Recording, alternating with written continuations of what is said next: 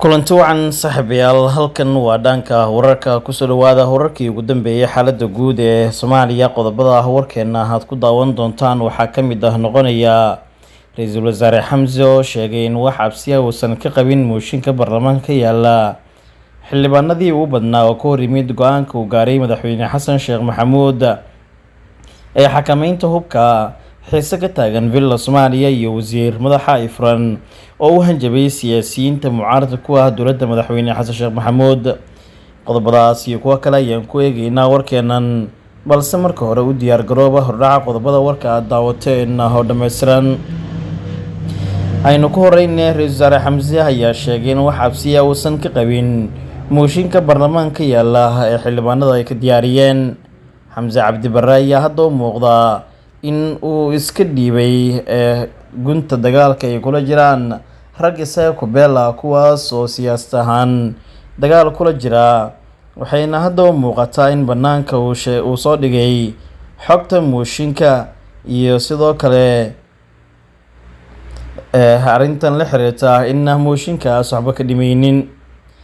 Ra'iisul Wasaare Xamse Cabdi Barre oo goob fagaaraha ka hadlaya ayaa waxa uu sheegay in uu jiro guux la xiriira in xukuumaddiisa mooshin laga diyaariyey, balse uu sheegay in wax walaac iyo korba aysan ku haynin mooshinkaas iyo halka xildhibaanada ay geynayaan ee baarlamaanka, isagoo sheegay in aysan jirin wax qalada oo xukuumaddiisa ay ka tirsanayaan baarlamaanka ama dib u dhac kale. Xamse Cabdi Barre ayaa sidoo kale waxa uu sheegay inaysan suuragal ahayn in markasta oo dowladnimada Soomaaliya hanaqaad ay hesho lugaha looga dhigo, isagoo tilmaamay in arrintaas ay tahay mid lagu wanaagsan yahay. waxa uu sheegay in dalnay siyaasadeed oo macaashiraadiisa ay doonayaan qalqalgelinta xukuumadda iyo dowladnimada Soomaaliya, wuxuuna sheegay in haba yaraatee aysan jirin wax dhibaato ah oo uu kala kulmi doono furitaanka baarlamaanka iyo mooshinka horyaala intaba. hadalka Xamse Cabdi Barre ayaa u muuqda inuu qirsan yahay guuxa mooshin culus oo ay ka diyaariyeen xildhibaanada baarlamaanka Soomaaliya, kaasoo muddo soo jiitamayay balse banaanka u soo bixin. hase yeeshee Ra'iisul Wasaaraha markan isaguba uu qirayo inuu jiro mooshin, balse aysan taasi wax saameyn ku yeelan doonin. Xamse iyo xukuumaddiisa waxay wajahayaan dagaal adag oo siyaasadaysan oo uga imaanaya beelaha daaroodka iyo xildhibaano yar oo fikir ahaan kasoo horjeeda xukuumadda Xamse uu hogaamiyo, waxayna u muuqataa in hadda arrintu aysan ka marnayn dana siyaasadeed iyo mid qabiil oo shakhsiyaadku ay si weyn isugu hayaan. Xamse ayaa hadda u muuqda inuu ka badbaadayo dabin adag oo loo dhigay xukuumaddiisa.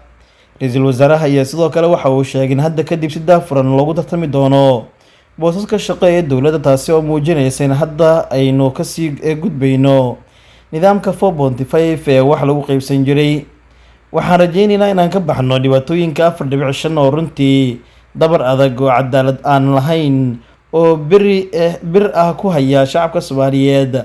waxaa looga bixi karaa in wixii fursad ah ee jira in loo tartamo si hufnaan leh sida dastuurku uu qabo, taas ayaa gaari doona oo dhisayna, ayuu yidhi Ra'iisul Wasaare Xamse.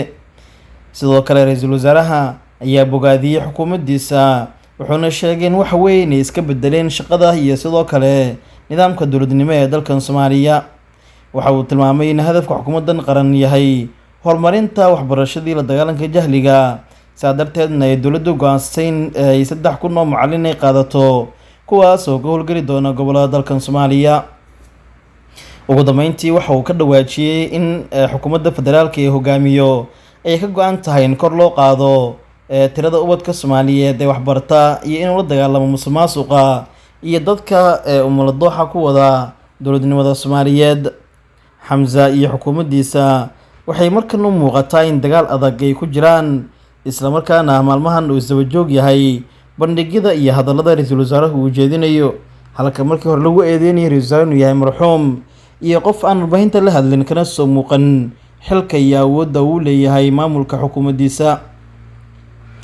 xildhibaanadii ugu badnaa ayaa ka hor yimid go-aanka uu gaaray madaxweyne Xasan Sheekh Maxamuud ee xakameynta hubka, taasi oo sii laba jibaaraysa xiisada siyaasadeed ee ka taagan gudaha dalkan Soomaaliya.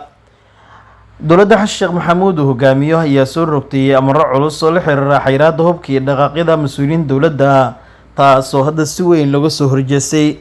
xildhibaanada, siyaasiyiinta iyo sidoo kale mas-uuliyiinta heerar kala duwan ee dowladda ayuu saameeyey xakameynta hubka, oo waxaa la diiday in wax ka weyn AK aan magaalada u dhex mari karin, taasoo inta badan laga dejiyay gaadiidka dagaalka iyo kuwa ciidamada ay wataanba qoryaha waaweyn sida zuuga, dhashiikaha iyo sidoo kale dabajaaxa, oo madaxweynuhu amray in muqdisho aan lagu dhex isticmaali karin. arrintan ayaa dood iyo sawaxan weyn ka dhex abuurtay gudaha muqdisho, gaar ahaan siyaasiyiinta dowladda ku jira, waxayna sheegeen arrintan ay tahay dabargoyn iyo sidoo kale in amnigooda aan gacanta ku jirin, oo dowladdu ay qaadatay go-aan qalisaturnimo ay ku sheegeen. balse dowladda ayaa go-aankan qaadatay kadib markii ay soo bateen dhacdooyinka shacabka muqdisho lagu geysto baraha kontarool iyo waddooyinka caasimadda, oo baabuur iyo ciidamo qoryo waaweyn sitaahi magaalada ay dhex marayaan. hadda arrintan far ayaa kasoo laabatay, oo xildhibaano qaarkood ayaa dood ka keenay go-aanka xasan sheekh maxamuud uu ku qaatay ee xakameynta hubka, taasoo ay sheegeen in la target garaysan karo xilli walba maadaama ciidan badan iyo hub badan aysan sidan.